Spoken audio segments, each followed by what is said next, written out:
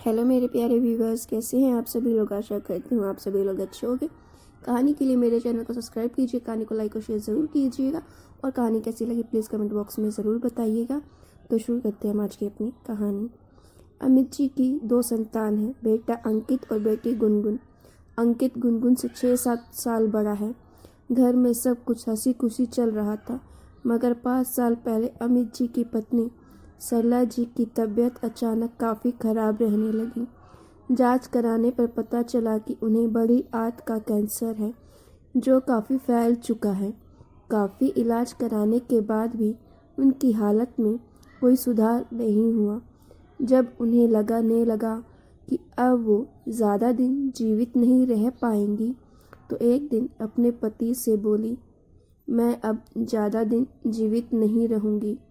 गुनगुन अभी 15-16 वर्ष की है और घर संभालने के लिहाज से अभी बहुत छोटी है। मैं अपनी आँख बंद होने से पूर्व इस घर की जिम्मेदारी अपनी बहू को देना चाहती हूँ। आप जल्दी से अंकित की शादी करा दीजिए।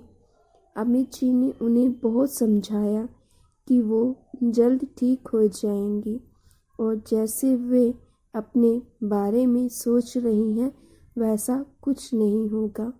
लेकिन सरला जी को यह आभास हो गया था कि अब उनकी जिंदगी की घड़ियां गिनती की रह गई हैं।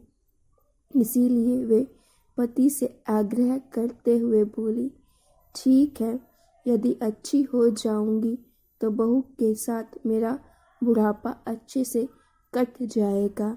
लेकिन अंकित के लिए बहू ढूंढने में कोई बुराई तो है नहीं।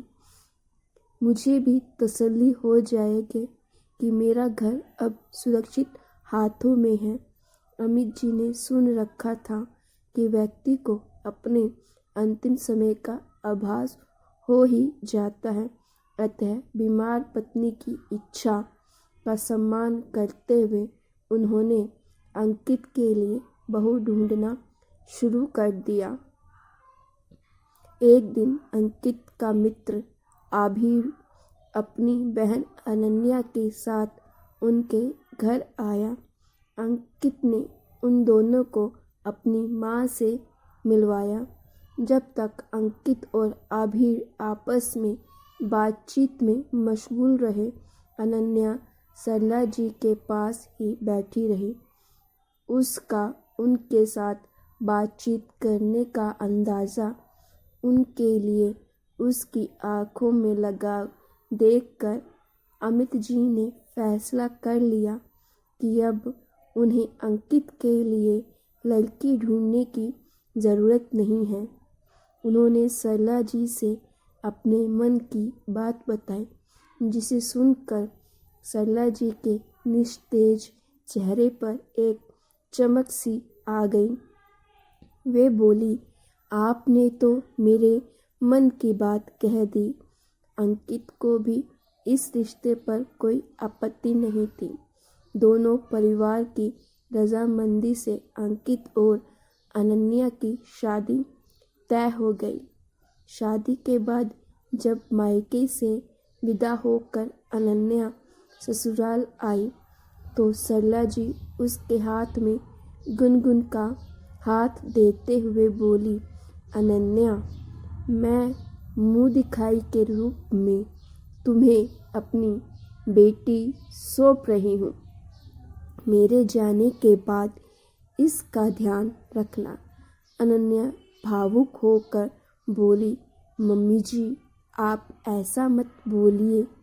आपका स्थान कोई नहीं ले सकता।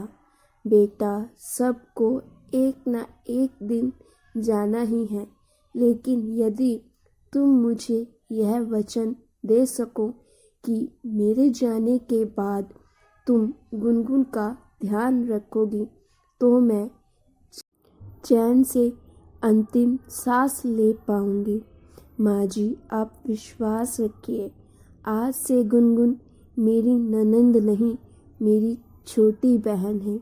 बेटे के विवाह के 1-2 महीने के अंदर ही बीमारी से लड़ते लड़ते सरला जी की मृत्यु हो गई। अनन्या हालांकि उम्र में बहुत बड़ी नहीं थी, लेकिन उसने अपनी सास को दिया हुआ वादा पूरे मन से निभाया। उसने गुनगुन को कभी अपनी ननंद नहीं बल्कि अपनी सगी बहन से बढ़कर ही समझा। बड़ी होती गुनगुन का वह वैसा ही ध्यान रखती जैसे एक बड़ी बहन अपनी छोटी बहन का रखती है। वह अक्सर गुनगुन से कहती, गुनगुन, बड़ी भाभी, बड़ी बहन और माँ में कोई भेद नहीं होता। गुनगुन के विवाह योग्य होने पर अंकित और अनन्या ने उसकी शादी खूब धूमधाम से कर दी। विवाह में कन्यादान की रस्म का जब समय आया तो अमित जी ने मंडप में उपस्थित सभी लोगों के सामने कहा, कन्यादान की रस्म मेरे बेटे बहू ही करेंगे। विवाह के बाद विदा होते समय गुनगुन अनन्या से चिपक कर ऐसे रो रही थी जैसे वह अपनी माँ से गले लगकर रो रही हो। और ननंद भाभी का ऐसा मधुर संबंध देखकर विदाई की बेला में उपस्थित सभी लोगों की आंखें खुशी से नम हो आई। गुनगुन शादी के बाद ससुराल चली गई। दूसरे शहर में ससुराल होने के कारण उसका मायका आना अब कम ही हो पाता था। उसका कमरा अब खाली रहता था, लेकिन उसकी साज सज्जा साफ सफाई अभी भी बिल्कुल वैसी ही थी जैसे लगता हो कि वह अभी यहीं रह रही हो। अंकित के ऑफिस से लौटने के बाद अनन्या अपने और अंकित के लिए शाम की चाय गुनगुन के कमरे में ही ले आती थी ताकि उस कमरे में वीरानगी ना पसरी रहे और उसकी छतों और दीवारें भी इंसानी सांसों से महकती रहे। एक दिन पड़ोस में रहने वाले प्रेम बाबू अमित जी के घर आए। बातों बातों में वे उनसे बोले, आपकी बिटिया गुनगुन अब अपने घर चली गई है। उसका कमरा तो अब खाली ही रहता होगा। आप उसे किराए पर क्यों नहीं दे देते? कुछ पैसे भी आता रहेंगे। यह बातचीत अभी हो ही रही थी कि उसी समय अनन्या वहाँ चाय देने आई। ननंद गुनगुन से मर्द तुल्य प्रेम करने वाली अनन्या को प्रेम बाबू की बात सुनकर बहुत दुख हुआ।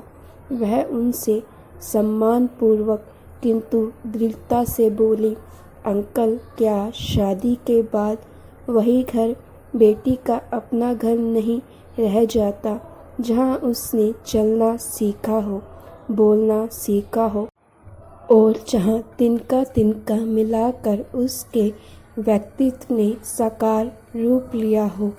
अंकल, बेटी पराया धन नहीं बल्कि ससुराल में मायके का सृजनात्मक विस्तार है।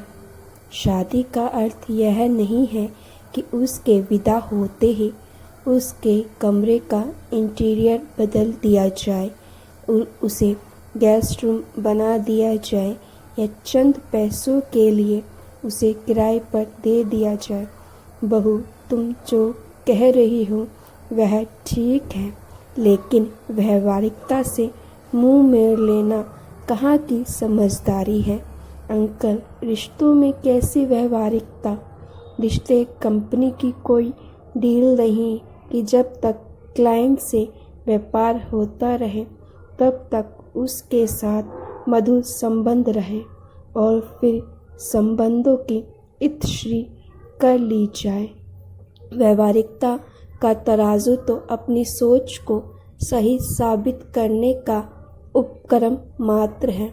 तब प्रेम बाबू बोले, लेकिन इससे बेटी को क्या मिलेगा?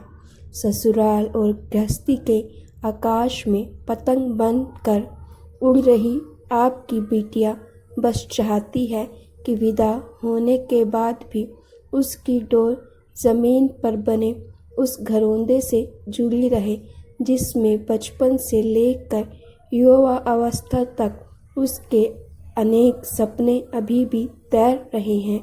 इसीलिए हमने गुनगुन का कमरा जैसा था वैसा ही बनाए रखा है। यह घर कल भी उनका था और हमेशा रहेगा।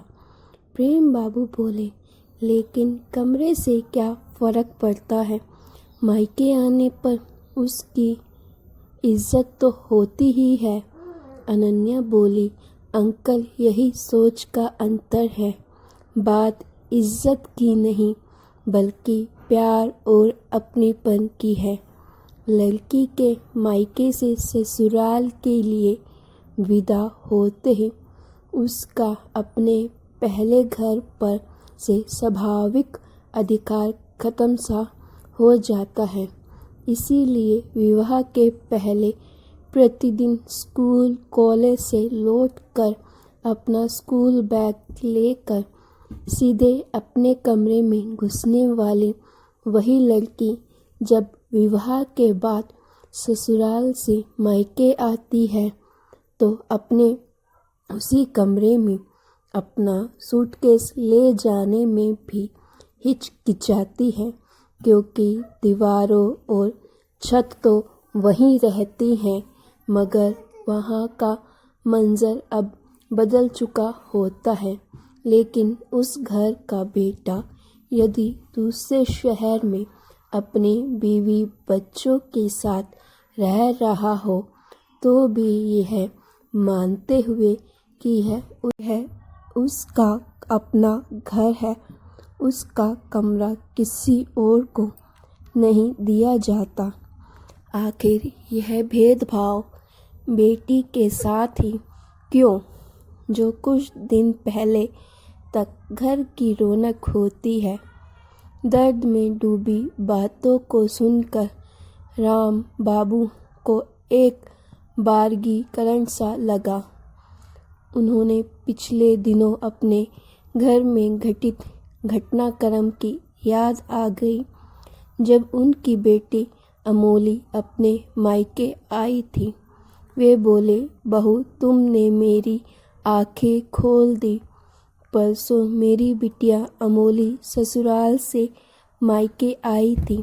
यहाँ आने के बाद उसका सामान उसके अपने ही घर के ड्राइंग रूम में काफ़ी देर तक ऐसा पड़ा रहा जैसे वह अमोली का नहीं बल्कि किसी अतिथि का सामान हो।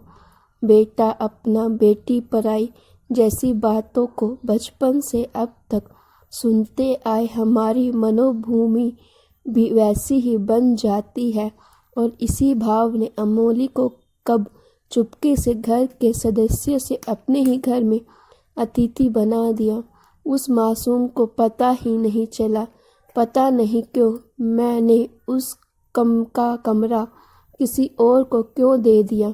यदि गुनगुन की तरह अमोली का कमरा भी उसके नाम सुरक्षित रहता तो वह भी पहले की भांति सीधे अपने कमरे में जाती। जैसे कॉलेज ट्रिप से आने के बाद वह सीधे अपने कमरे में अपनी दुनिया में चली जाती थी। यह बोलते हुए उनकी आंखें भर आई और गला अवरुद्ध हो गया। वे रुमाल से अपना चश्मा साफ करने लगे। अनन्या तुरंत उनके लिए पानी का गिलास ले आई। पानी पीकर गला साफ करते हुए राम बाबू बोले, बहू उम्र में इतनी छोटी होने पर भी तुमने मुझे ज़िंदगी का एक गहरा पाठ पढ़ा दिया। मैं तुम्हारा शुक्रिया अदा कैसे करूं? अनन्या बोली, अंकल यदि आप मुझे शुभकामनाएं स्वरूप कुछ देना चाहते हैं तो आप घर जाकर अमोली से कहिए कि तुम अपने कमरे को वैसे ही सजाओ जैसे तुम पहले किया करती थी। मैं आज बचपन वाली अमोली से मिलना चाहता हूँ। यही मेरे लिए आपका उपहार होगा। प्रेम बाबू बोले, बेटा, जिस घर में तुम्हारे जैसी बहू हो वहाँ बेटी या ननंद को ही नहीं बल्कि हर किसी को रहना पसंद होगा। और आज से अमोली का पावर हाउस भी काम करने लगा है। वह उसे निरंतर ऊर्जा देता रहेगा। प्रेम बाबू की बात को सुनकर अमित जी और अनन्या मुस्कुरा पड़े। खुशियों के इंद्रधनुष की रूप फैली आभा अमित जी के घर से प्रेम बाबू के घर तक फैल चुकी थी। तो गाइस, आपको ये स्टोरी कैसी लगी? अगर आपको ये स्टोरी अच्छी लगी है तो प्लीज़ इस स्टोरी को लाइक करके अपना प्यार दर्शाएं और ऐसी स्टोरीज़ के लिए मेरे चैनल को सब्सक्राइब